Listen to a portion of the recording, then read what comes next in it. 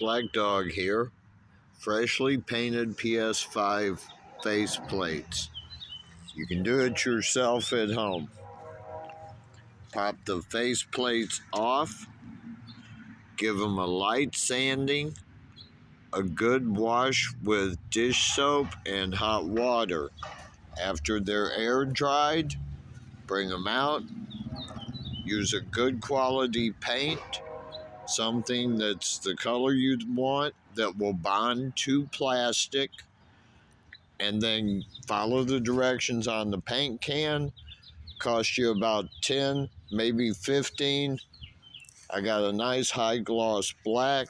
If you're artistic, maybe you can do some spray paint or brush work, maybe something with an airbrush.